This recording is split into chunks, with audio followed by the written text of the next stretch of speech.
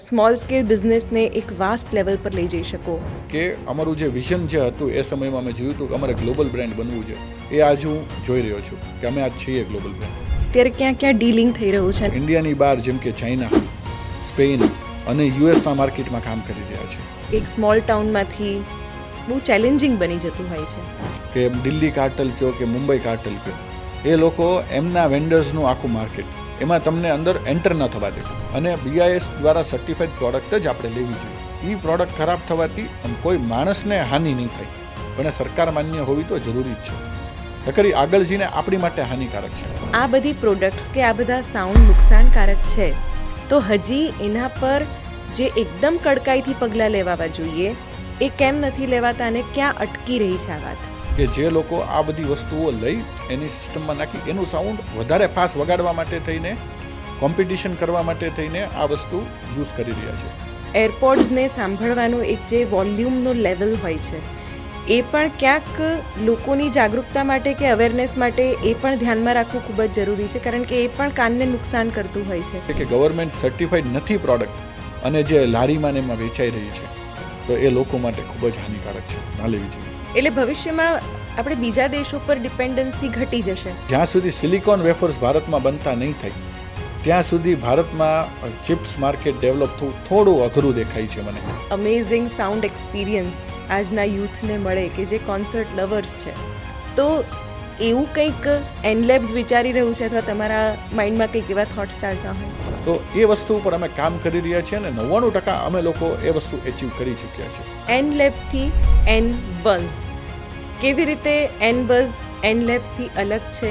જે પ્રોડક્ટ તમને ઇયરફોનની અંદર તમે લાઈવ એને સાંભળો છો એવો અનુભવ આપે, તો આ માઇન્ડસેટથી અમે લોકોએ એનબઝની શરૂઆત કરી. ક્યાંક એવા સ્કેમ પણ થતા હશે? જ્યારે અમે લોકોએ એ બધી આવી સરસ બ્રાન્ડ્સના પ્રોડક્ટો ખોલીને જોયું ને, ત્યારે અમને જોઈને આશ્ચર્ય થયું. અત્યાર સુધી ઇન્ડિયામાં કોઈ એવો ગ્લોબલ મેન્યુફેક્ચરર નથી કે જે ગ્લોબલ સ્ટેન્ડર્ડથી પ્રોડક્ટ બનાવતું હોય આપણી છે. અને ભારતની બહાર પણ આજ મેડ ઇન ઇન્ડિયા અને એમાં એક મહુવા લખાઈને થાય છે.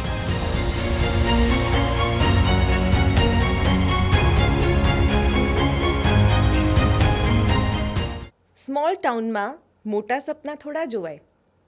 નાનું ટાઉન હોય તો ખેતી કરાય કાં તો કરિયાણાની દુકાન કરાય. પણ આ મેન્ટાલિટીને પોતાના માઇન્ડસેટથી ચેન્જ કરનારું કોઈ વ્યક્તિ જો તમને એમની એન્ટરપ્રેન્યોરલ સ્કિલ વિશે, એમના બિઝનેસ ડેવલપમેન્ટના ફંડા વિશે વાત કરે તો કેટલું ઇન્ટરેસ્ટિંગ થઈ જાય. આજે એવું જ એક વ્યક્તિત્વ આપણા શોમાં હાજર છે. આપણી સાથે છે હેમલ ભટ્ટ, કે જે એનલેબ્સના CEO છે. 14 વર્ષની ઉંમરે જેમણે એક નાનું સપનું જોયું અને હવે એક વિશાળ મંચ પર એ સપનું એ જીવી પણ રહ્યા છે. Hemal, welcome to the show. Thank you બેન. મહુવાથી શરૂઆત, કેવી રીતની જર્ની, મહુવામાં કેવું બાળપણ વીત્યું, અને ઘણી બધી વાતો કરવી છે તમારી સાથે, જેમાં તમારા ફેમિલી બિઝનેસથી લઈને કેવી રીતે એક એક્સપાન્શન લેવલ પર આ બિઝનેસને તમે લઈ ગયા છો અને નવું શું કરવાના છો, એ બધી જ વાત કરવી છે. પણ પહેલાં રૂટ્સથી વાત મહુવા વિશે. જેમ તમે કીધું એમ હું ઓલરેડી 1994માં બર્થ, આજ 30 વર્ષની ઉંમરે, જ્યારે હું 14 વર્ષનો હતો ત્યારથી જર્ની સ્ટાર્ટ કરી મેં. આજ અમે લોકો as a Enlabs worldwide present છીએ. તો એ વિષય કહું ને તો મારા પિતાજી, મારા પેરેન્ટ્સ અને મારા ગ્રાન્ડ પેરેન્ટ્સ એ નેટિવ જે છે, હું બ્રાહ્મણ છું અને સાથે મારા ગ્રાન્ડ પેરેન્ટ્સ મંદિરની પૂજા કરતા હતા. આજ મારા ફાધર પણ મંદિરના પૂજારી છે. એ આઈડેન્ટિટી લઈને આજ સ્મોલ ટાઉનથી લઈ આજ અમે લોકો વર્લ્ડ વાઇડ કામ કરી રહ્યા છીએ. તો એ વસ્તુ એવી છે કે અમે લોકોએ ઘણું જ જોયું છે બેન. અમને ઇનહેરિટન્સમાં ઓડિયો મળ્યું હતું કે જે મારા ફાધરને આજ ઓડિયો રેન્ટલનો બિઝનેસ મારા બર્થ પહેલાંથી. આજ હું સેકન્ડ જનરેશન 14 વર્ષની ઉંમરે અમે લોકોએ ઓડિયોની ફિલ્ડમાં હું જોડાયો મારા ફાધરની સાથે.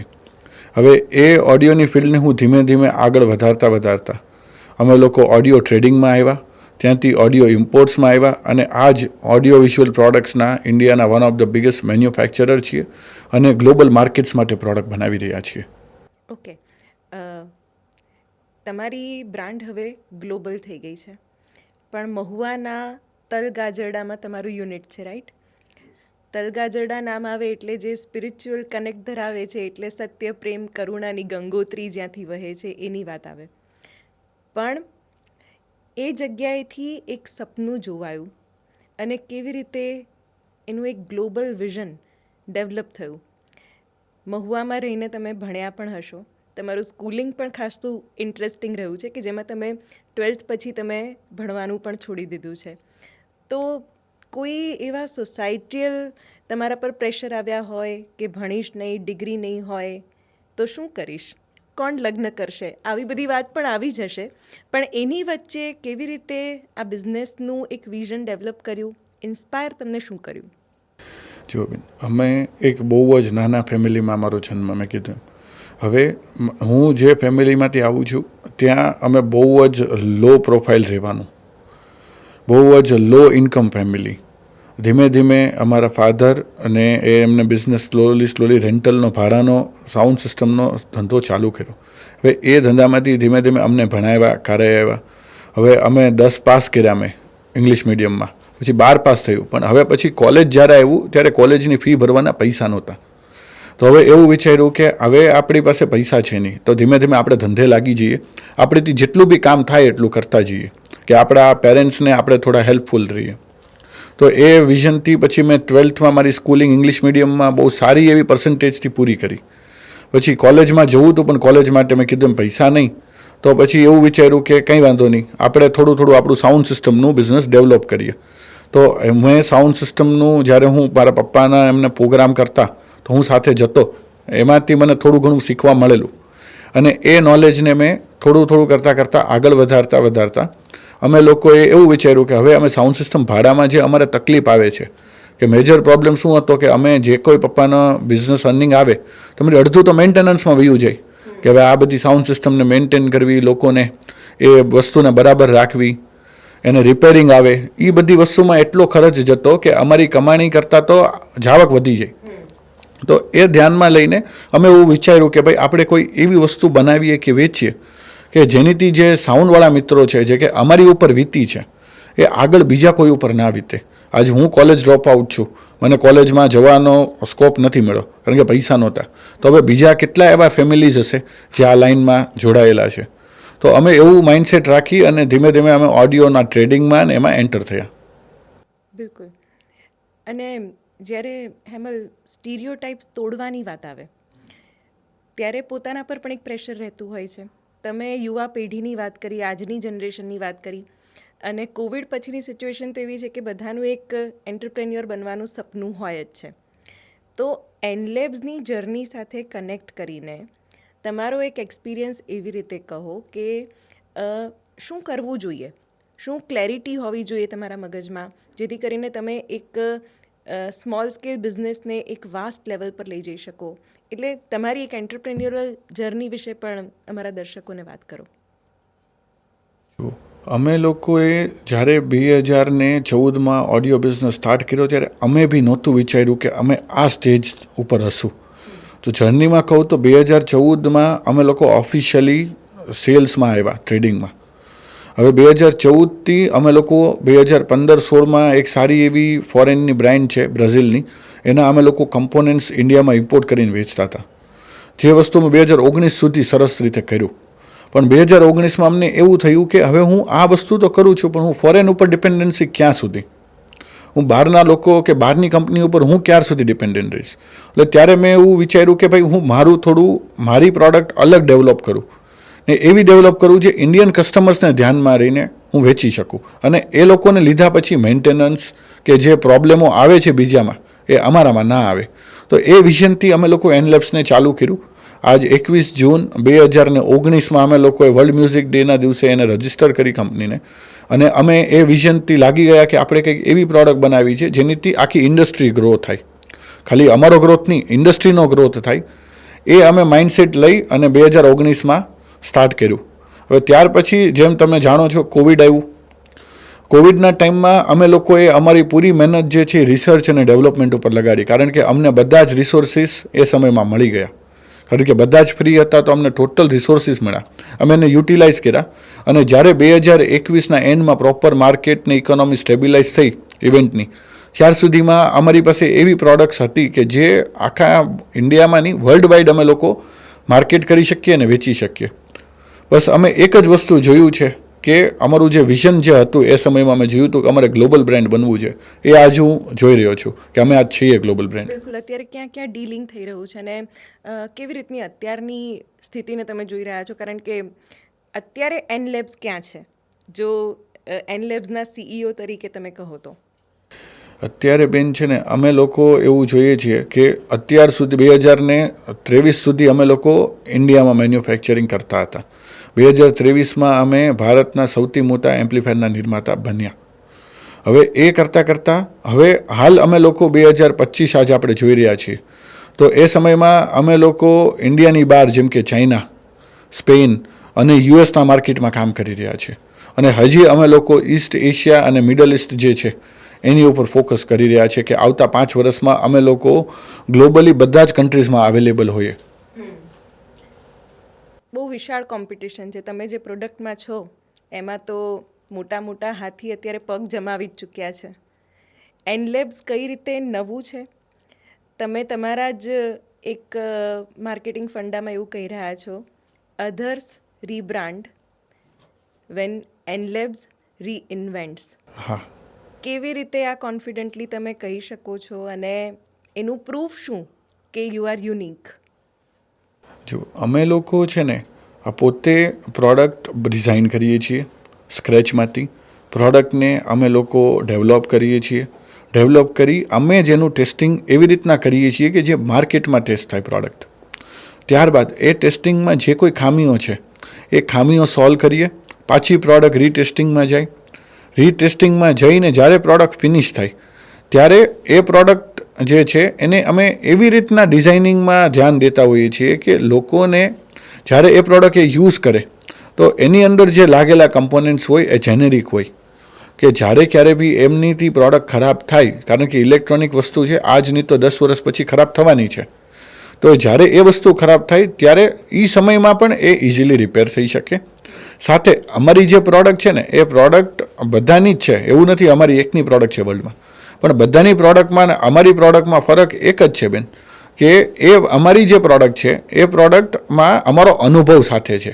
જે અમે ગ્રાઉન્ડ લેવલ ઉપર જે અમે મહેનત કરી છે, જે અમે દિવસો જોયા છે અને જે અમે લોકો એ સમયમાં વગર કોઈ રિસોર્સિસ છે અને ઓછા પ્રોડક્ટ જે અમે લોકો ઇવેન્ટો પૂરી કરી છે એનો જે અમારો અનુભવ છે આજ અમારી પ્રોડક્ટમાં છે. એ અમને છે ને પ્રોડક્ટને ઇનોવેટિવ બનાવે છે, અમારો એક્સપિરિયન્સ. બિલકુલ. તમે જે રીતે તમારા એક રૂટ્સની વાત કરી કે આવી રીતે અમે લોકોએ રેન્ટલ ઓડિયોથી શરૂઆત કરી, અત્યારે પણ ઘણા બધા બિઝનેસ આવી રહ્યા છે માર્કેટમાં. હું પોતે પણ એક એન્ટરપ્રેન્યોર છું, મારું પણ એક સ્ટાર્ટઅપ લેવલે એક કામકાજ મેં શરૂ કર્યું છે. પણ તમે કેવી રીતે એન લેબ્સને સ્ટેજ બાય સ્ટેજ એને વર્ગીકૃત કહીએ આપણે તો એ કરો છો કે ક્યારે એનો સ્ટ્રગલિંગ ફેઝ હતો, ક્યારે એક સ્ટેબિલિટી, કઈ રીતે માર્કેટિંગ, સેલ્સ, અકાઉન્ટ્સ, ઓપરેશન્સ આ બધાને તમે કોઓર્ડિનેટ કરીને એક કહી શકાય કે એક સ્ટેબલ સ્ટેટસ પર તમે આવ્યા, એના વિશે પણ વાત કરો. એની પણ જર્ની ખૂબ જ ઇન્ટરેસ્ટિંગ છે. અમે લોકોએ છે ને જ્યારે એન લેબ સ્ટાર્ટ કર્યું ને ત્યારે હું એક માણસ હતો કે જેમને આ બધું A to Z વસ્તુ અમે સેટ કરી. જ્યારે સ્ટાર્ટ કર્યું, જ્યારે અમે એકચ્યુઅલ પ્રોડક્ટને કોન્સેપ્ચ્યુલાઇઝ કરી અને માર્કેટમાં લઈને આવ્યા 2019ના એન્ડમાં, આપણે કહી શકીએ નવેમ્બર ડિસેમ્બરના સમયમાં, તો એ સમયે અમે લોકો હજી પ્રોડક્ટને કમર્શિયલાઇઝ કરી હતી. પ્રોડક્ટ માર્કેટમાં હજી આવતી હતી અને અમે બિલકુલ ન્યૂ કમર્સ હતા. તો એ દરમિયાનમાં જેવું હજી તો અમે કમર્શિયલાઇઝ કર્યું ત્યાં કોવિડ લાગી ગયું. હવે અમે લોકોએ શું કર્યું કે જ્યારે લોકો કોવિડના ટાઈમમાં બેઠા હતા ત્યારે અમે લોકોએ અમારું જે રિસર્ચ અને ડેવલપમેન્ટની ટીમ જેટલી બને એટલી અમે વધારતા ગયા. ત્યારબાદ અમે લોકોએ એવું કર્યું કે જે લોકો ફ્રી બેઠા છે તો એમને નવી પ્રોડક્ટ વિશે માહિતી આપીએ, પ્રોડક્ટ સમજાવીએ અને પ્રોડક્ટનું જે માર્કેટિંગનો જે ફેઝ છે એ અમે ફ્રી ટાઈમને માર્કેટિંગમાં, જ્યારે બધી બ્રાન્ડ સૂતી હતી એ સમયમાં અમે લોકોએ છે ને એને પ્રોપર માર્કેટિંગથી લોકોની વચ્ચે અવેરનેસ ક્રિએટ કરી. અને આજ એ જ અવેરનેસ અમે લોકો એ લેવલ સુધી લઈ ગયા કે આજ તમે ગુજરાતમાં કોઈ બી સાઉન્ડવાળા વ્યક્તિને પૂછો કે ભાઈ તમે એમ્પ્લીફાયર કયું વાપરો, તો એમ કહેશે કે હું એનલેબનું યુઝ કરું છું. આ લેવલ સુધી અમે લોકો અવેરનેસ લઈ ગયા અને માર્કેટ શેર પણ અમે લોકોએ સારો એવો એચીવ કર્યો એમાં. બિલકુલ.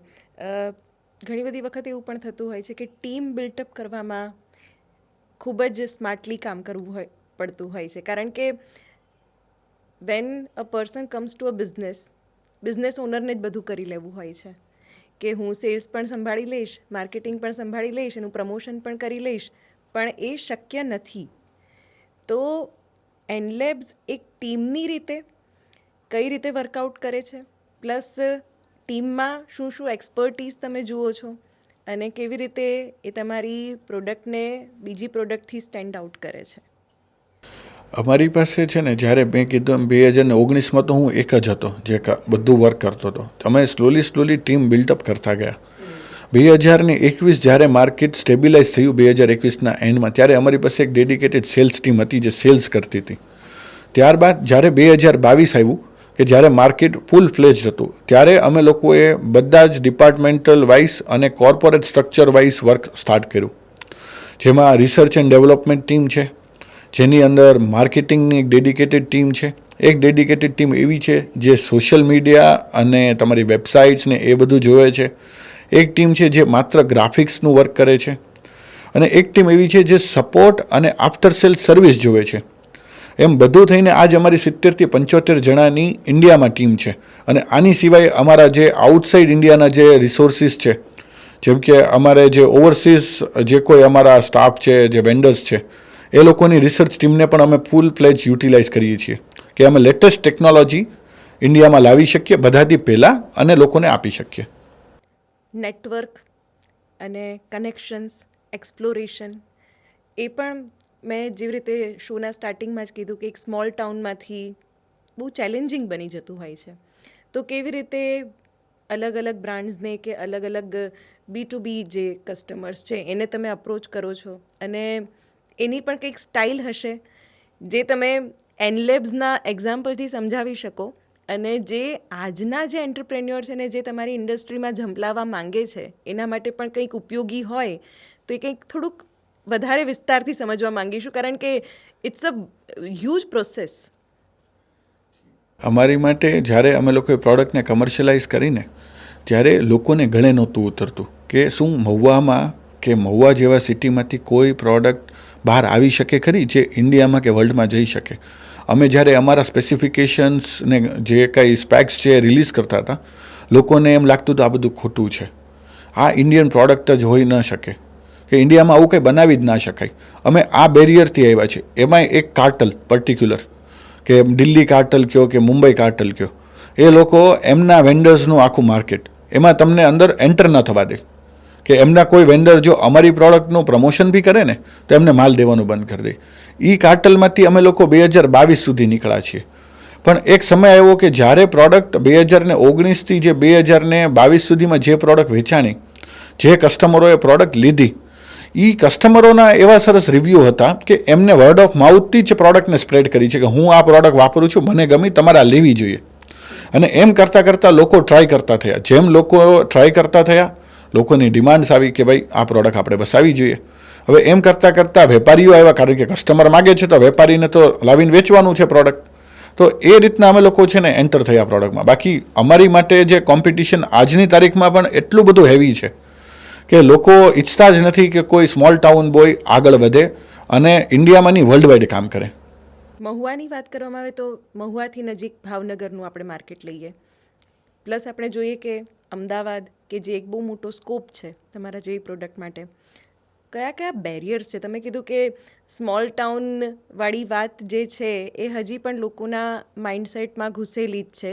ભલે કોઈક નવું કરતું હોય, સારું કરતું હોય, તો એ પણ એક ચેલેન્જ તરીકે જ અત્યારે એક એન્ટરપ્રેન્યોરે લેવું પડે છે. પણ એવું કેમ? એમાં એવું છે કે અમે આજ સ્મોલ ટાઉનથી વર્ક કરીએ છીએ. તમે તો આજ આવ્યા છો, ફેક્ટરીએ જોયું છે બધું, તમે તો આખી ફેક્ટરી વિઝિટ કરી છે અમારી. તો એ કેસમાં કેવું છે કે મહુવાથી પ્રોડક્ટને બનાવી તો ચાલો અમે બનાવી તો લીધી, પ્રોડક્ટને પહોંચાડવી બધા સુધી એ સૌથી ડિફિકલ્ટ ટાસ્ક છે અમને. એટલે અમે લોકો 2022માં અમદાવાદ આવ્યા, વટવા GIDCમાં, જ્યાંથી અમારા ઓપરેશન્સ ને લોજિસ્ટિક જોવાય છે આજની તારીખમાં, જે લોજિસ્ટિક ટીમ બેસે છે ત્યાં. તો ત્યારથી અમને છે ને લોજિસ્ટિકનો જે બેરિયર છે એ સૌથી મોટો છે. બીજું અમને એક બેનિફિટ પણ થયો ત્યાં મહુવાથી કે મારી બાજુમાં જ તે પીપાવાવ પોર્ટ છે. મારીથી 30 કિલોમીટરના ડિસ્ટન્સે જ પીપાવાવ પોર્ટ આવે છે. તો અમને પોર્ટ નજીક મળ્યું કે જે અમારે કોઈ રિસોર્સિસ જે અમારે સ્પેર પાર્ટ્સ છે એ લાવવું પડે તો એ લાવવા માટે અમને પોર્ટ્સની કનેક્ટિવિટી નજીક મળી. અને ત્યાં અમને મેન્યુફેક્ચરિંગ કરવા માટે જ્યારે કારણ કે હવે સ્મોલ ટાઉન છે ત્યાં અમને બધા જે લેન્ડ ટીલિંગ બધા રિસોર્સિસ બહુ કોસ્ટ ઇફેક્ટિવ વેમાં મળી ગયા. તો ત્યાં મને મેન્યુફેક્ચરિંગ કરવા માટે અમે ઝીરોથી સ્ટાર્ટ કરીને અત્યારે આટલી સ્કિલ ડેવલપ્ડ ટીમ છે. તો એ વસ્તુ અમે કરી રેડી કરી પ્રોડક્ટને કમર્શિયલાઇઝ કરી અને અમે લોકો અમદાવાદ શિપ કરી અને ત્યાંથી અમે લોકો આખા ઇન્ડિયામાં પ્રોડક્ટને મોકલી. આવી રીતના છે ને આ સૌથી મોટો બેરિયર જે મને દેખાય છે. એઝ અ સ્મોલ ટાઉન જો તમારે કામ કરવું છે લોજિસ્ટિક સૌથી મોટો ચેલેન્જ છે. ઓડિયો ડિવાઇસીસ કે ઓડિયોના જે પણ ગેજેટ્સ છે એ લારીથી લઈને મોટા મોટા શોરૂમમાં પણ મળે છે. એટલે એ ઓડિયોની ક્વોલિટી શું છે, એ ઓડિયોના સ્ટાન્ડર્ડ શું છે, એને સાયન્ટિફિક રીતે કેવી રીતે એને યુઝ કરવા જોઈએ અને હ્યુમન બિહેવિયર પણ આમાં ખૂબ જ મહત્ત્વનું બની જતું હોય છે કે તમારા માટે તમારા આરોગ્ય માટે કેટલું ઉપયોગી છે કે કેટલું બિનઉપયોગી છે. એ બધી વસ્તુઓની ક્લેરિટી હજી જરૂરી છે. જી અત્યારે કેવું છે કે લોકો પ્રોડક્ટ લે છે, કઈ પ્રોડક્ટ લે છે જે વેપારીઓ એમને રિકમેન્ડ કરે છે મેજર સેક્ટરમાં. હવે આજ અમારા ઓડિયો પ્રોડક્ટ્સની વાત કરું તો ઓડિયો પ્રોડક્ટ્સ જેમ કે એમ્પ્લીફાયર્સ છે કે કોઈ પર્ટિક્યુલર જાતના માઇક્રોફોન્સ છે તો અમુક વસ્તુ જે છે એ રિસ્ટ્રિક્ટેડ છે ભારત સરકાર દ્વારા. એની માટે તમારે સ્પેશિયલ લાઇસન્સ લેવું જરૂરી છે. અને ભારત સરકારની NABL સર્ટિફાઈડ જે લેબોરેટરી હોય એ પ્રોડક્ટની ચકાસણી કરતી હોય. જેમ આપણે ખાવા પીવાની વસ્તુની ચકાસણી થાય એમ ઇલેક્ટ્રોનિક્સ પ્રોડક્ટની ચકાસણી થાય ભારત સરકારના સ્ટાન્ડર્ડ પ્રમાણે. અને એ સ્ટેન્ડર્ડમાં તમારી પ્રોડક્ટ ખરાબ થવાથી કોઈ યુઝરને કંઈ ડેમેજ નથી થતું, કોઈને શોક નથી લાગતો, ત્યાર સુધીના 200થી વધારે ટેસ્ટ થતા હોય. એ બધા જે ટેસ્ટ થઈ અને ભારત સરકાર એનું પ્રમાણપત્ર આપે કે આ પ્રોડક્ટ બરાબર છે પછી જ એને વેચી શકાય. એટલે બહુ જ ડિફિકલ્ટ ટાસ્ક છે. ને એમાંય મારે મહુવાથી લઈ અને હું ત્યાં કોઈ લેબમાં આપું ને ડિપાર્ટમેન્ટને પ્રોડક્ટ આપું તો ડિપાર્ટમેન્ટ પ્રોડક્ટ જોઈએ, ડિપાર્ટમેન્ટ ચેક કરે, એ બધી જે પ્રોસેસો છે એ બહુ જ લેન્થી અને ટાઈમ કન્ઝ્યુમિંગ છે. અને અમને તો એવું કહી શકાય કે અમારી માટે તો એક અવસર થયો.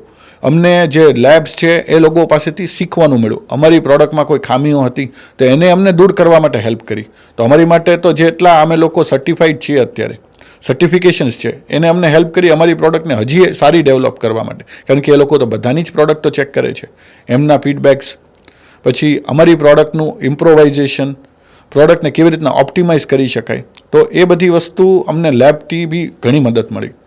આની સિવાય એવું છે કે જે લોકો અત્યારે પ્રોડક્ટ વાપરે છે કે જે લોકો કોઈ ઇલેક્ટ્રોનિક સામાન લઈ રહ્યા છે તો એમાં BIS કરીને એક ભારત સરકારનું બ્યુરો ઓફ ઇન્ડિયન સ્ટેન્ડર્ડ્સ નામનું એક સંસ્થા છે જે ટોટલી ભારત સરકારની મિનિસ્ટ્રી ઓફ ઇલેક્ટ્રોનિક્સ અને ટેલિકમ્યુનિકેશનના ભાગમાં આવે છે. તો એ પ્રોડક્ટને સર્ટિફાઈ કરે છે અને BIS દ્વારા સર્ટિફાઈડ પ્રોડક્ટ જ આપણે લેવી જોઈએ. જી. તો એ વસ્તુમાં એક ખાતરી છે કે એ પ્રોડક્ટ ખરાબ થવાથી કોઈ માણસને હાનિ નહીં થાય. બિલકુલ.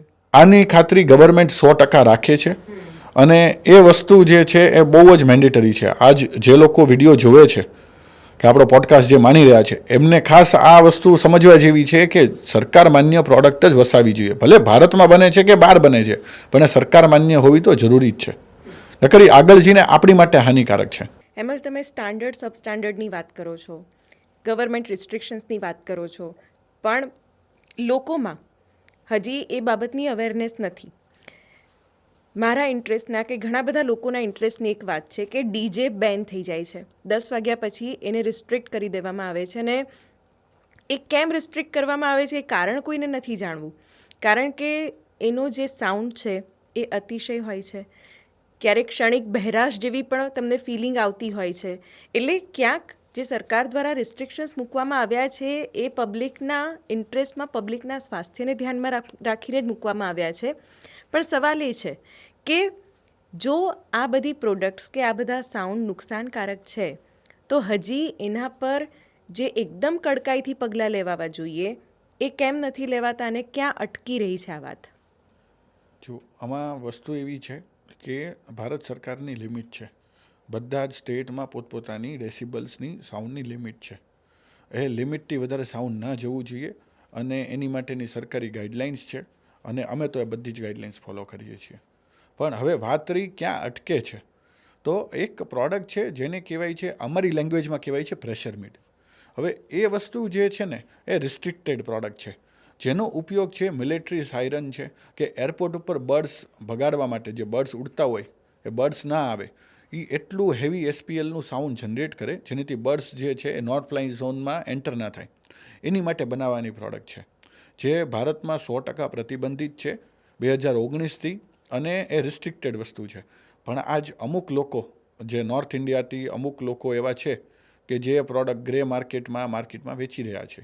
અને જે ડીજેવાળા વ્યક્તિઓ છે, હવે તો ખેર છેલ્લા 1-1.5 વર્ષથી આ વસ્તુની અવેરનેસ બહુ જ સરસ આવી ગઈ છે અને 99% લોકો એ વસ્તુનો યુઝ નથી કરતા. પણ આજે અમુક લોકો છે, 100એ 2 જણા 3 જણા, કે જે લોકો આ બધી વસ્તુઓ લઈ એની સિસ્ટમમાં નાખી એનું સાઉન્ડ વધારે ફાસ્ટ વગાડવા માટે થઈને, કોમ્પિટિશન કરવા માટે થઈને આ વસ્તુ યુઝ કરી રહ્યા છે. હવે જ્યાં કોમ્પિટિશન આવે છે ત્યાં સાઉન્ડનો કંટ્રોલ રહેતો નથી. હવે એને કારણે થાય છે સાઉન્ડ પોલ્યુશન, જે તમારા મારા બધા માટે જે છે નુકસાનકારક છે. તો એ વસ્તુ જે છે એ વસ્તુને અટકાવવાની જરૂર છે, અને એ વસ્તુ અટકતી નથી એનું કારણ છે આખું ગ્રે માર્કેટથી ચાલે છે. જો ખરેખર રિસ્ટ્રિક્ટેડ વસ્તુ છે તો વેચાવી જ ના જોઈએ. આજ વેચાઈ રહી છે એનું કારણ છે કે લોકો કોઈ બહારથી લાવી રહ્યા છે અને અહીંયા વેચી રહ્યા છે, અને લોકો લઈ અને એને લાઉડ કરે એટલે કોઈ માણસને ફરિયાદ થવી, 2-3 જણાની હિસાબે 100એ 100 જણા હેરાન થાય. આ એવી વાત છે. એનલેબ્સના એરપોડ્સ મેં પણ યુઝ કર્યા છે, અને આપણે એ વસ્તુનું પણ ડિસ્કશન થયું કે એરપોડ્સને સાંભળવાનું એક જે વોલ્યુમનો લેવલ હોય છે, એ પણ ક્યાંક લોકોની જાગૃતતા માટે કે અવેરનેસ માટે એ પણ ધ્યાનમાં રાખવું ખૂબ જ જરૂરી છે, કારણ કે એ પણ કાનને નુકસાન કરતું હોય છે. તો એ પ્રમાણે તમારી પ્રોડક્ટ કયા લેવલે કામ કરી રહી છે અને શું ધ્યાન રાખી રહી છે? જો અમારું જે એનલેબ્સ છે એમાં જ એક અમારું એન્ટિટી છે એનબસ. બંનેનો લોગો સેમ છે એટલે લોકોને બે બ્રાન્ડ નેમમાં કન્ફ્યુઝન થઈ જાય.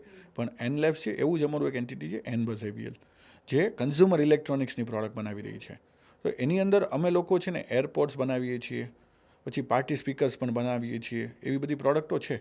તો એમાં છે ને એક લિમિટ છે, ગવર્મેન્ટનું સ્ટાન્ડર્ડ છે BISનું. એ BISના જે ટેસ્ટિંગ થાય એમાં એસપીએલનું જે લેવલ છે એ મેઝર્ડ હોય કે એસપીએલના લેવલ કરતાં વધારે સાઉન્ડ તમારા કાનમાં ન જવું જોઈએ. અને તમે બાય ચાન્સ સાઉન્ડ વધારો ફોનમાંથી, તો તમને જેમ ફોનની અંદર પણ દેખાડે કે હવે આ સાઉન્ડ તમારા ઇયરને ડેમેજ કરી શકે છે, એ વસ્તુ હોવી ફરજિયાત છે. એ વસ્તુથી છે ને તમે જો એવી સર્ટિફાઈડ ગવર્મેન્ટ સર્ટિફાઈડ પ્રોડક્ટ લેશું આપણે, તો એની અંદર છે ને આ બધા રિસ્ટ્રિક્શન આવશે. પ્રોડક્ટ મોંઘી પણ હશે, કારણ કે એમાં બહુ બધા રિસ્ટ્રિક્શનો આવશે, બહુ બધા ચેન્જીસ આવશે. એ વસ્તુ જે છે એ ખાસ કરીને ધ્યાનમાં લેવા જેવી છે કે ગવર્મેન્ટ સર્ટિફાઈડ નથી પ્રોડક્ટ, અને જે લારીમાં ને એમાં વેચાઈ રહી છે, તો એ લોકો માટે ખૂબ જ હાનિકારક છે, ના લેવી જોઈએ. બિલકુલ. આ તો વાત થઈ કે પબ્લિક હેલ્થ અને પબ્લિક સેન્ટ્રિક જે વિષયો છે એ બાબતોની, કે કેવી પ્રોડક્ટ્સ હોવી જોઈએ.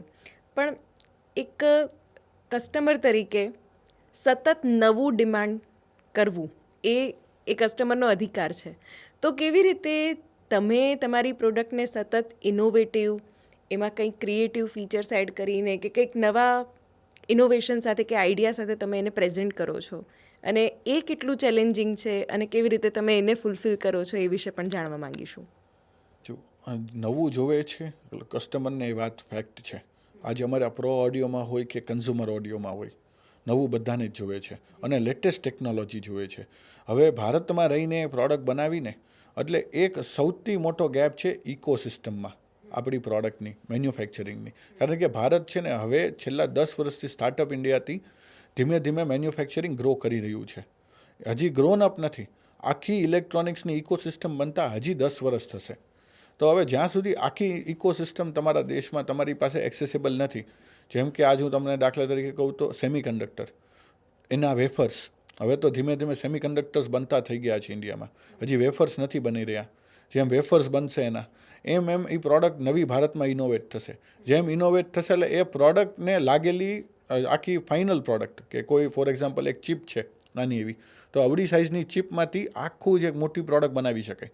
તો એ ચિપનું જે ડેવલપમેન્ટ, એમાંથી પ્રોડક્ટના રિસોર્સ કરીને ડેવલપ કરી એ પ્રોડક્ટને મોડિફાઈ કરવી તમારી રિક્વાયરમેન્ટ પ્રમાણે, એ સ્ટેજ સુધી પહોંચવામાં હજી 10 વર્ષ થશે. પણ આજ અમે લોકો છે ને એવી ટ્રાય કરીએ છીએ કે જે ઓડિયોમાં નવું આવે એ વસ્તુ લેટેસ્ટ ટેકનોલોજી ઇન્ડિયામાં નથી તો ઇન્ડિયાની બહાર US, ચાઇના કે ઓસ્ટ્રેલિયાથી એ સેમ ટેકનોલોજી એનીથી કાંઈ સારું બેટર કરી ઇન્ડિયામાં લાવી રીડેવલપ કરીએ અને કસ્ટમરને અમે આજની તારીખમાં આપી રહ્યા છીએ. બિલકુલ, એક યુવા એન્ટરપ્રેન્યોર તરીકે તમારો વિચાર બહુ જ સારો છે. આ સેમી કન્ડક્ટર, એના પર થોડીક એક ચર્ચા કરવી છે, કારણ કે અત્યારે એની ડિમાન્ડ પણ સખત છે અને જે ભવિષ્યના વિઝન સાથે એને અત્યારે ડેવલપ કરવામાં આવી રહ્યું છે. પર્ટિક્યુલરલી ઇલેક્ટ્રોનિક્સની ઇન્ડસ્ટ્રીની વાત કરવામાં આવે તો એ કેટલું રેવોલ્યુશનરી એક પગલું બની શકે છે ભવિષ્યમાં અને કેટલું ઉપયોગી થઈ શકે છે. ઇલેક્ટ્રોનિક્સ માટે સેમિકન્ડક્ટર વગરનું ઇલેક્ટ્રોનિક્સ હોતું જ નથી. આજ સેમિકન્ડક્ટર્સ જેમાં આપણે NPN, N ચેનલ, મોસ્ફેટ જે આપણા ઇલેક્ટ્રોનિક ને એપ્લાયન્સીસમાં લાગે છે, એની સિવાય અમારા જે ઓડિયોમાં લાગતા તમારે ટ્રાન્ઝિસ્ટર્સ કહેવાય, એની સિવાય રેઝિસ્ટન્સ કે જે ઇલેક્ટ્રિકલ ફ્લો અને કરંટનો ફ્લો રેગ્યુલેટ કરે છે, જીનર્સ, ડાયોડ્સ, એવી બહુ બધી જાતની વસ્તુઓ આવે છે. ખાલી સેમિકન્ડક્ટર તો એક મેજર નેમ છે. માઇનર નેમમાં જઈએ તો એની અંદર માઇક્રોચિપ્સ છે, પ્રોસેસર્સ છે, ICs છે, પછી ઇન્ટિગ્રેટેડ કંટ્રોલર ચિપ આવે એવું છે, એમાં SMD, SMT એવી બહુ બધી જાતની વસ્તુઓ લાગે છે અંદર.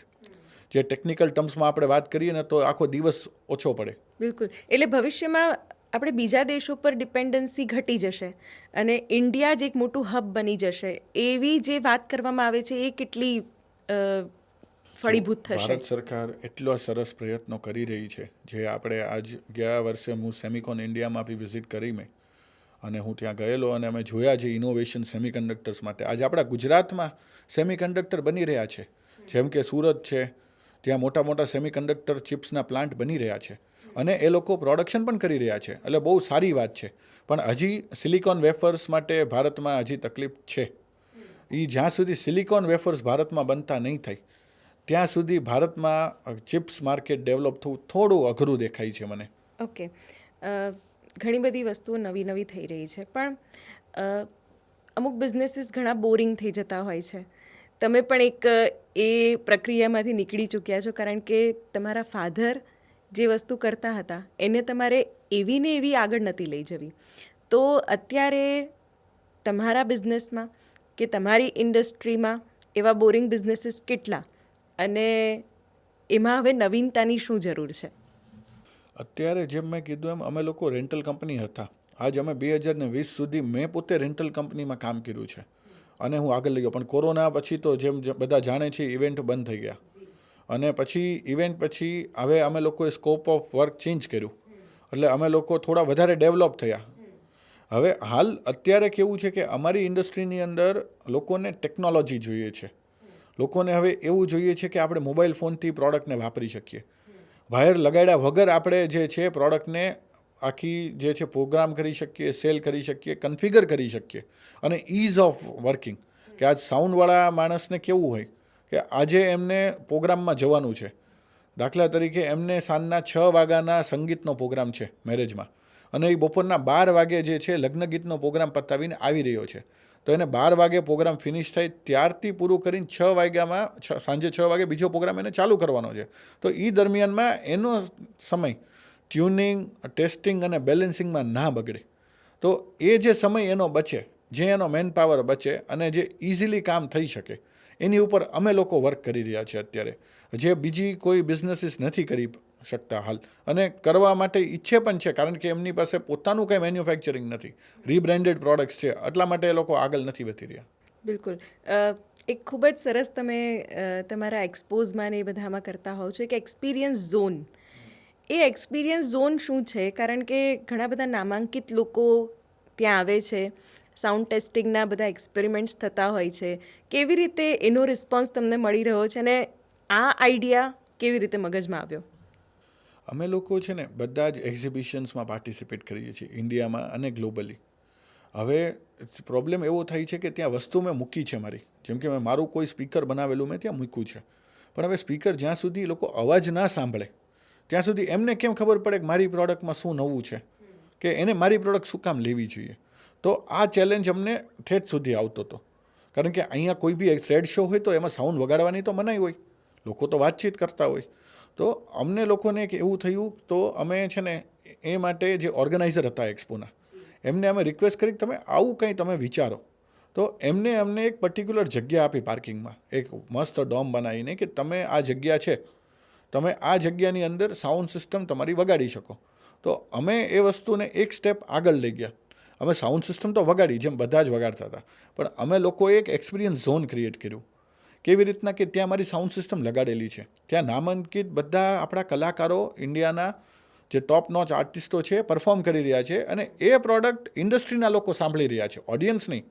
જે લોકો આ કામ રોજ કરે છે એ લોકો એ પ્રોડક્ટ સાંભળી રહ્યા છે, અને એ લોકો એનો પ્રોડક્ટનો અનુભવ કરે છે, અમારી પ્રોડક્ટનો અનુભવ કરે છે, સાથે એમને બીજા જે એમના કામમાં અમારી પ્રોડક્ટ ક્યાં ઉપયોગ થઈ શકે. એટલે એવું એક આખું વાતાવરણ અમે ક્રિએટ કરવાની ટ્રાય કરી છે, અને અમે હજી પણ કરી રહ્યા છીએ બધી અલગ અલગ જગ્યાએ. બિલકુલ. હવે કોન્સર્ટ કલ્ચરની આખી વાત કરીએ તો જો એ કોન્સર્ટ કલ્ચર જે હજી પણ ભારતમાં એટલા અલગ લેવલનું નથી. આપણે કોલ્ડ પ્લેની વાત કરીએ તો હજી પણ ભારતમાં એવા બેન્ડ્સની ક્યાંક આપણને કમી મહેસૂસ થાય. પણ એવા સમયે જો એક અમેઝિંગ સાઉન્ડ એક્સપિરિયન્સ આજના યુથને મળે કે જે કોન્સર્ટ લવર્સ છે, તો એવું કંઈક એનલેબ્સ વિચારી રહ્યું છે, અથવા તમારા માઇન્ડમાં કંઈક એવા થોટ્સ ચાલતા હોય? જી, અમે લોકો છે ને કોન્સર્ટ માટે બહુ જ સરસ સાઉન્ડ સિસ્ટમ ડેવલપ ઓલરેડી કરી છે, જે ઓલરેડી કમર્શિયલાઇઝડ છે, અને નવરાત્રિના સમયથી 2023થી એ ઓલરેડી લોકો વાપરી રહ્યા છે, અને ધીમે ધીમે અત્યારે અવેરનેસ આવી રહી છે, લોકો એમાં ઇન્વેસ્ટ પણ કરી રહ્યા છે. પણ અત્યાર સુધી એવું કલ્ચર હતું કે ફોરેનની બ્રાન્ડ્સ, ફોરેનની સાઉન્ડ સિસ્ટમ અને ફોરેનના બેન્ડ્સ સાથે એ લોકો સાંભળતા હતા. પણ હું એવું કહીશ કે ભાઈ, ફોરેનના જે બ્રાન્ડ્સ છે ને એ તો એકવાર કોન્સર્ટ કરીને વયા જાય છે. આપણા બોલિવૂડના આર્ટિસ્ટો છે તો રોજ કોન્સર્ટ કરે છે. આજે આપણે ગુજરાતમાં જોઈએ તો દર સિટીમાં રોજ એકાદો કંઈક ને કંઈક પ્રોગ્રામ હોય છે. આજે ડાયરાઓ થઈ રહ્યા છે, અત્યારે હવે આપણે જોઈએ તો સિટિંગ પ્રોગ્રામ્સ થઈ રહ્યા છે ગઝલના ને એના. તો એ એક જાતનો કોન્સર્ટ જ છે ને. તો એમાં પણ સારો અનુભવ, જે ઓલી કરોડો રૂપિયા ખર્ચીને જે સાઉન્ડ સિસ્ટમ લોકો લાવીને જે અનુભવ આપવાની ટ્રાય કરે છે, એ જો આપણા ભારતમાં બનેલી એનીથી સારી વસ્તુ અને લોકોને એનીથી સારો સ્ટુડિયોમાં બેઠા હોય એવો અનુભવ લાઈવમાં આપે, તો એ વસ્તુ ઉપર અમે કામ કરી રહ્યા છીએ, અને 99% અમે લોકો એ વસ્તુ એચીવ કરી ચૂક્યા છે. બિલકુલ. આઈ એમ શ્યોર કે તમે આવી બધી વસ્તુઓ ઘણું બધું તમે તમારી રીતે ઇન્ટરનલ સર્વેસ પણ કરતા હશો. તમારા આમ જોઈએ તો ટાર્ગેટ ઓડિયન્સ કે જે ટાર્ગેટ ગ્રુપ છે, જો યંગસ્ટર્સની વાત કરીએ તો એ લોકો શું ડિમાન્ડ વધારે કરતા હોય છે, એ લોકોને શું જોઈએ છે, કેવી ક્વોલિટી જોઈએ છે? કારણ કે આજકાલ તો ભલે વર્ક ફ્રોમ હોમ કરતા હોય તો પણ એરપોર્ટ્સ નાખીને સાંભળતા કામ કરવાનો ટ્રેન્ડ છે. જોગિંગ કે વોકિંગ કરવા કે જીમ વર્કઆઉટમાં પણ લોકો કંઈકનું કંઈક સાંભળતા કામ કરતા હોય છે. શું ડિમાન્ડ્સ હોય છે, અને કેવી રીતે એને તમારી ઇન્ડસ્ટ્રી, તમારો બિઝનેસ, તમારી પ્રોડક્ટ એને ફૂલફિલ કરવા માટે પ્રયત્ન કરે છે? આમ જોઈએ ને તો કન્ઝ્યુમર, જે અમારો કન્ઝ્યુમર સેગમેન્ટ છે બિઝનેસનો, કે જેમાં એરપોર્ટ્સ છે, તો એની માટે શું છે કે ટ્રેન્ડ્સ બહુ જ જલ્દી ચેન્જ થાય છે. અત્યારે ટ્રેન્ડ્સ સુપર ફાસ્ટ કહી શકાય ચેન્જ થાય, કે લોકોને જીમ માટે જાય ત્યારે એ લોકો એરપોર્ટ્સ પહેરીને બેસે છે. એક વર્ગ એવો છે જેમને લેપટોપ પર પોતાનું વિડીયો કોન્ફરન્સિંગ કરવું છે, અને એક વર્ગ એવો છે જેને ઇન્સ્ટાગ્રામની રીલ જોવી છે. તો આ ત્રણેય વર્ગ માટે અમારી પાસે અલગ અલગ પ્રોડક્ટો છે, જે અમે ઓલરેડી અત્યારે વેચી રહ્યા છે. પણ ભારતમાં જોઈએ ને તો ભારતમાં 2 પ્રકારની ઓડિયન્સ છે, જે મારું માનવું છે, જે હું જોઈ રહ્યો છું, કે એક એવું વર્ગ છે જે ફૂલ્લી સોફિસ્ટિકેટેડ છે, અને એ બ્રાન્ડના નામથી જ જાય છે, અને એક એવું વ્યક્તિ છે જેમને બ્રાન્ડ લેવી છે પણ બ્રાન્ડને એફોર્ડ નથી કરી શકતા, પણ એને બ્રાન્ડ કરતાં સારો કે બ્રાન્ડ જેવો અનુભવ જોઈએ છે. એ લોકો આપણી ઇન્ડિયન પ્રોડક્ટ્સ વધારે પ્રિફર કરતા હોય છે. તો એવી રીતના ધ્યાનમાં 2 ઓડિયન્સને આપણે જો સ્પ્લિટ કરીએ ને, તો આજ મેજોરિટી લોકો એવા છે કે જેને છે ને સારી સાઉન્ડ સિસ્ટમ લેવી તો છે, પણ કારણ કે ઓલી બધી બ્રાન્ડ્સ બહુ જ કોસ્ટલી છે, લોકો લઈ નથી શકતા. એનું અલ્ટરનેટિવ આજ એનબઝ અને એનલેબ્સ બનીને ઊભું છે, બંનેમાં, કન્ઝ્યુમરમાં અને પ્રોફેશનલ ઓડિયોમાં પણ. સતત ક્વોલિટી ઇમ્પ્રુવાઇઝેશન માટે શું પ્રોસેસ થતી હોય છે તમારે ત્યાં? અમે લોકો છે ને, જો પ્રોફેશનલમાં વાત કરીએ ને, તો અમે લોકો અલગ અલગ જે સાઉન્ડ સિસ્ટમો અમે જેને વેચી છે એની અંદરના પ્રોગ્રામિંગ્સ, એ માણસે એમાં શું ચેન્જ કર્યો મિક્સરમાંથી કે જે ઓડિયોમાંથી, કે જેનીથી એનો અવાજ વધારે હજી સ્ટેન્ડ આઉટ થયો. એ લોકોના ફીડબેકને લઈ અમે પ્રોડક્ટને ઓપ્ટિમાઇઝ કરતા હોઈએ છીએ. આ વાત રહી પ્રોફેશનલ ઓડિયોની. જ્યારે કન્ઝ્યુમર ઓડિયો આવે છે તો ત્યાં કેવું છે કે પ્રોડક્ટ એક જ છે તમારી પાસે, તમે પ્રોડક્ટનું સ્વરૂપ બદલાવો છો, look and feel, colour change કરો, લોકોના ક્લોથ સાથે મેચિંગ થાય એવું કંઈ કરો. ને સેકન્ડ વસ્તુ છે કે એનો સાઉન્ડનો ટોનલ ક્વોલિટી. તો એક વર્ગ એવો છે જે યંગ વર્ગ છે, જેન્ઝી કહીએ આપણે જેને, એ લોકોને બહુ હેવી બેઝ જોઈએ, કે તમારે આમ કાનની અંદર એટલું હેવી બેઝ હોય કે એને એમ લાગે કે એ કોન્સર્ટમાં બેઠા છે. તો એવા ફિલિંગ માટેના જે ડ્રાઈવર્સવાળા એરપોર્ટ્સ છે, કે એ એરપોર્ટને હજી એવું ફિલિંગ માટે અમે કેવી રીતના કરી શકીએ, તો એની ઉપર એક કોન્સ્ટન્ટ અમારી પ્રોસેસ ચાલતી હોય છે. અને એ એવું છે કે એવું નથી થવાનું કોઈ દિવસ કે આજે એ પૂરી થઈ ગઈ, એ કન્ટિન્યુ રનિંગ રહેવાની જ છે. જેમ પ્રોડક્ટ વેચાશે, જેમ ફીડબેક આવશે, એમ પ્રોડક્ટ ઇમ્પ્રોમાઇઝ થશે, અપડેટ થશે, અને લોકો માટે જે છે એ ઇઝી ટુ એક્સેસ થશે. ઓકે, એન લેબ્સથી એન બઝ, કેવી રીતે એન બઝ એન લેબ્સથી અલગ છે, એની યુએસપી શું છે, અને કેવી રીતે એને વધારે કસ્ટમરને ગમતું બનાવવાનો ટ્રાય? જો એન લેબ્સ તો જે મેં કીધું એમ અમારું પ્રોફેશનલ પ્રોડક્ટ છે, જે અમે પ્રોફેશનલ ઓડિયોમાં વેચી રહ્યા છીએ. હવે અમને લોકોને એવું થયું કે આજ લોકો અમારી એન લેબ્સની પ્રોડક્ટ તો લે છે, પછી અમે લોકો બી એરપોર્ટ્સ આજ બધી બ્રાન્ડ્સના આપણે યુઝ કરતા હોઈએ, તો એ એરપોર્ટ્સની અંદરની અમુક ખામીઓ, એની ડ્યુરેબિલિટીઓ, અને એક થોડીક એમ કહેવાય ને કે એક સસ્તી પ્રોડક્ટને માર્કેટિંગ કરીને મોંઘી વેચવાની જે ટેકનિક લોકોની છે, એ વસ્તુને ધ્યાનમાં રાખીને અમને એવું થયું કે આપણે આજ અમારો આટલા વર્ષનો અનુભવ છે ઓડિયો બેલેન્સિંગમાં, રિસર્ચમાં અને લાઈવ સાઉન્ડનો, તો હું એવી પ્રોડક્ટ બનાવું જે પ્રોડક્ટ તમને ઇયરફોનની અંદર તમે લાઈવ એને સાંભળો છો એવો અનુભવ આપે. તો આ માઇન્ડસેટથી અમે લોકોએ એન બઝની શરૂઆત કરી, જેની અંદર એરપોર્ટ્સ, પાર્ટી સ્પીકર્સ, આ બે મેજર પ્રોડક્ટ છે. તો એની અંદર કેવું છે કે તમે જ્યારે અમારા એરપોર્ટ્સ યુઝ કરો છો તો તમને છે ને એક અલગ સાઉન્ડનું ફિલિંગ આવે. જેમ કે આજ હું તમને એક રેફરન્સથી કહું કે કોઈ આજ ડાયરો છે તેમાં તબલું વાગી રહ્યું છે, તો હવે એ સેમ રેકોર્ડિંગ તમે તબલાનું તમારા એરપોર્ટમાં ટ્રાય કરો ને એકવાર અમારા એરપોર્ટમાં ટ્રાય કરો, તો સાઉન્ડની જે ક્વોલિટી અને અનુભવ તમારો ચેન્જ થશે. તો આ જે ચેન્જ જે છે એ લાવવા માટેની અમે લોકોએ શરૂઆત કરી છે, અને અમે સ્લોલી એમાં આગળ વધી રહ્યા છીએ. બિલકુલ. હેમલ, તમે કીધું કે લોકોમાં તો હજી અવેરનેસ ઓછી જ છે, પણ ક્યાંક અમુક એવા પ્રોડક્ટ્સ કે પ્રોડક્ટ પ્રોવાઈડર અથવા તમારી જ બિઝનેસના લોકો ક્યાંક એવા સ્કેમ પણ થતા હશે કે જેમાં લોકોને જાણ જ નથી અને એ લોકો એવી પ્રોડક્ટ પધરાવી રહ્યા છે અને લોકો ખરીદી પણ રહ્યા છે, અને મોટી મોટી બ્રાન્ડ્સ પણ હશે જ, આઈ એમ શ્યોર એમાં. જી, અમે લોકોએ જ્યારે રિસર્ચ માટે ઘણી બધી કંપનીઓના પ્રોડક્ટ્સો મંગાવ્યા, જ્યારે અમે લોકોએ એ બધી આવી સરસ બ્રાન્ડ્સના પ્રોડક્ટો ખોલીને જોયું ને, ત્યારે અમને જોઈને આશ્ચર્ય થયો.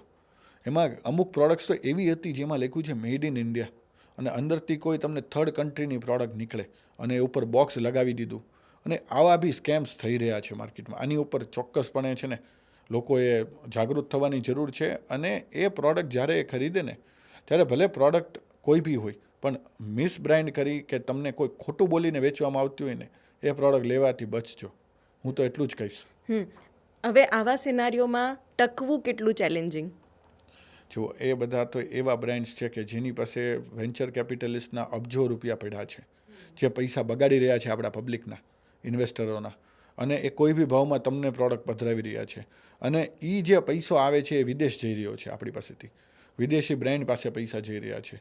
તો એવી બ્રાન્ડને ના ખરીદવી કે જે બ્રાન્ડ તમને ખોટું બોલીને પ્રોડક્ટ વેચી રહી છે, જે ભલે બહારની છે પણ તમને સાચું કહીને તો આપે છે ને, એ વસ્તુની ખાસ ખાતરી કરવા જેવી. હેમલ, ઘણી બધી વાતો તમે એવી કીધી કે જેમાં હજી પણ ઘણું બધું કામ કરવાની જરૂર છે. ક્યાં ક્યાં હજી આ ઇન્ડસ્ટ્રીમાં ઉણપ આવી રહી છે, અથવા તો ક્યાં પોલિસીના જે ઇશ્યુઝ છે કે જેની પર અત્યારે કડકાઈથી કામ લેવું પણ જરૂરી છે, જે કન્ઝ્યુમરના પણ બેનિફિટ માટે હોય, શું થવું જોઈએ હજી પણ?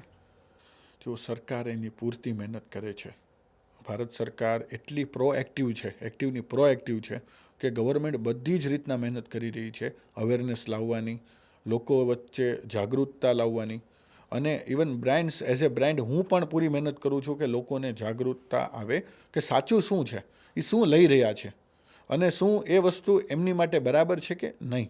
પણ હવે કારણ કે હું આજ એક માણસ કહું છું કે ગવર્મેન્ટ બી બધાને કહે છે, જરૂરી નથી કે લોકો સુધી બધી જ વાત પહોંચે. એટલે એટલા માટેથી ને આપણો જે કન્ઝ્યુમર છે એમને એવો માઇન્ડસેટ કરવો પડશે કે પ્રોડક્ટને એક્સપિરિયન્સ કરીને લેવી, તો એ કોઈ દિવસ છેતરાશે નહીં. બિલકુલ. હેમલ, ફ્યુચરના શું પ્લાનિંગ્સ છે? એન લેબ્સને લઈને, એન બઝને લઈને હવે શું જોયું છે તમે? હવે આગળ અમે એવું જોઈ રહ્યા છીએ કે અમે લોકો હવે ઇન્ડિયાથી ગ્લોબલ જઈ રહ્યા છીએ. ઇન્ડિયામાં તો અમે ડેવલપમેન્ટ કરી જ રહ્યા છીએ, પણ સાથે અમે લોકો એક ગ્લોબલ વ્યૂ પોઈન્ટ લઈને આગળ વધી રહ્યા છીએ. જ્યારે તમે જેમ કે અમારી વેબસાઇટ પર જુઓ છો અત્યારે કે made in India for the globe, કે અત્યાર સુધી એવું હતું, પહેલાં સ્ટાર્ટિંગમાં અમે બહારથી લાવતા હતા ને પ્રોડક્ટ વેચતા હતા ભારતમાં. એક સમય એવો આવ્યો કે જ્યારે અમે ભારતમાં બનાવીને બહારથી લાવીને બંને વેચતા હતા. હવે સમય એવો આવી રહ્યો છે કે બહારનું ઓછું લાવી અને ભારતમાં બનાવેલું જેટલું મળે એટલા ભારતમાં જેટલા જ રિસોર્સિસ તમને મળે એટલા ભારતમાંથી જ યુટિલાઇઝ થાય અને ભારતના લોકોને ભારતમાં જ બનાવેલી પ્રોડક્ટ મળે અને ભારતનો પૈસો ભારતમાં જ રહે. આવી અમારી ઈચ્છા છે. અને ભારત છે ને એ વર્લ્ડ વાઇડ માર્કેટમાં પણ ઊભું રહે કે ભાઈ મેડ ઇન ઇન્ડિયામાં પણ આવી સાઉન્ડ સિસ્ટમની પ્રોડક્ટો બને છે. અત્યાર સુધી ઇન્ડિયામાં કોઈ એવો ગ્લોબલ મેન્યુફેક્ચરર નથી કે જે ગ્લોબલ સ્ટેન્ડર્ડ્સથી પ્રોડક્ટ બનાવતું હોય આપણી સિવાય. ગુજરાતના ભાવનગરથી મહુવાના એક ગામમાં એક 14 વર્ષના બાળકે સપનું જોયું. મહુવાનું નામ આવે એટલે આપણે ડુંગળીને યાદ કરતા હોઈએ અથવા દરિયાને યાદ કરતા હોઈએ, ભવાની ટેમ્પલને યાદ કરતા હોઈએ, પણ એન લેબ્સને પણ લોકો હેમલ ભટ્ટથી યાદ કરે એ રીતની કોઈ ઈચ્છા તમારી અને તમારી જે એક એન્ટરપ્રેન્યોરલ જર્ની રહી છે એને તમે કઈ રીતે કનેક્ટ કરીને એ વસ્તુને કહી શકો? જો અમે જ્યારે મહુવાથી સ્ટાર્ટ કર્યું ને ત્યારે લોકોને મેં કીધું એમ વિશ્વાસ નહોતો આવતો કે મહુવામાં આવું કંઈ બનાવી શકાય, કે આવું કંઈ બિઝનેસ કરી શકાય, કે આવો કોઈ સ્કોપ છે. આજ અમે લોકો ત્યારથી સ્ટાર્ટ કરી અને આજ એઝ એ એન્ટરપ્રિન્યોર હું અમારા પોતાના સેમિકન્ડક્ટર્સ OEM બને છે અમારા લોગો સાથે. આજ એ લેવલે અમે લોકો OEM અને ODM મેન્યુફેક્ચરિંગ લઈ ગયા છે ઇન્ડિયામાં અને ઇન્ડિયાની બહાર પણ, કે ભાઈ જે વસ્તુ ઇન્ડિયામાં મળે છે તમે ઇન્ડિયામાંથી લઈએ અમે. જેમ કે હું એક ઉદાહરણ તરીકે કહું તો આજ CDIL કરીને એક કંપની છે, બહુ જ જૂની અને ભારતની સૌથી જૂની સેમિકન્ડક્ટર મેન્યુફેક્ચરર છે. તો આજ એ અમારી માટે સેમિકન્ડક્ટર્સ બનાવીને આપે છે. જે મોહાલી બેઝ છે મેન્યુફેક્ચરિંગ યુનિટ, બહુ જ મોટા છે, બહુ જ મોટું કામ છે. તો એ લોકો આજ અમારી માટે પ્રોડક્ટ બનાવીને આપે છે. અને આજ એવા ઇન્ડિયામાં જેટલા બને છે એટલું ઇન્ડિયામાંથી લેવું, ઇન્ડિયામાંથી લઈ અને જે નથી મળતું એ સ્વાભાવિક છે તમારે વિદેશથી લાવવું પડે, કારણ કે આ ઇલેક્ટ્રોનિક છે, આ કોઈ ઓલું ખાવા પીવાની વસ્તુ નથી કે આપણને રો મટીરિયલ અહીં મળી જાય. પણ ઇન્ડિયામાં બનાવી અને એઝ એ મહુવાથી બનાવી અને અમે લોકો આજ આપી રહ્યા છીએ ભારતમાં. અને ભારતની બહાર પણ આજ મેડ ઇન ઇન્ડિયા અને એમાંય મહુવા લખાઈને જાય છે. બહુ સરસ છે વસ્તુ. અમને આનંદ થાય કે આજ અમે લોકો કંઈક કરી રહ્યા છે કે જેનીથી લોકોનું સારું થઈ રહ્યું છે. વાહ, ક્યાં વાત હે. તમારી જે પણ જર્ની છે, તમારા સ્કૂલિંગથી લઈને તમે જેટલા પણ ચેલેન્જીસ ફેસ કર્યા, કેવી રીતે એક ફેમિલી સ્ટીરિયોટાઇપ બિઝનેસને ગ્લોબલ એક્સપાન્શન સુધી લઈ ગયા, ખરેખર હેમલ તમે એક એવું એક્ઝામ્પલ છો આજના યુવા એન્ટરપ્રેન્યોર માટે કે જે સ્મોલ ટાઉન મેન્ટાલિટીને ક્યાંય પાછળ મૂકીને આગળ નીકળી ગયા છો. અને થેન્ક યુ સો મચ કે તમે આટલી બધી ઇન્સાઇટફુલ વાત કરી, તમારી પ્રોડક્ટ વિશે વાત કરી અને એની સાથે રિલેટ કરીને કેવી રીતે બિઝનેસને મોટો બનાવવો એના પણ આઈડિયાઝ અમારા વ્યુઅર્સ સાથે શેર કર્યા. Thank you madam. આ બહુ જ સરસ આનંદ આવ્યો અમને બી તમારી સાથે આજ આ વાર્તાલાપ કરીને.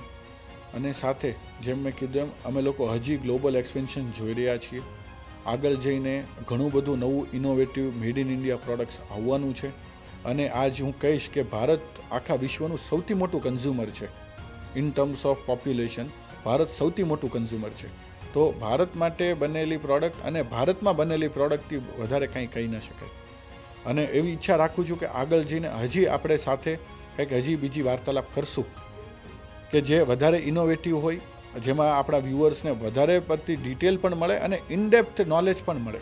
ચોક્કસ. અને અમે પણ તમને વેલકમ કરીશું, કારણ કે ઘણી બધી વાતો એવી છે કે જે એન્ટરપ્રેન્યોરલ માઇન્ડસેટ માટે ખૂબ જ જરૂરી છે. Thank you so much Hemal. તો સપના જોવા માટે તમારું ભૂગોળ જરૂરી નથી કે તમે ક્યાંના છો. સ્મોલ ટાઉનનો એક છોકરો કે જે 14 વર્ષે પણ એક મોટું સપનું જોવે છે ને એને સાકાર પણ કરે છે. આવી જ વાતો બિઝનેસને લગતી, ગ્રોથને લગતી આગળ પણ કરતા રહીશું. હાલ મને રજા આપશો. નમસ્કાર.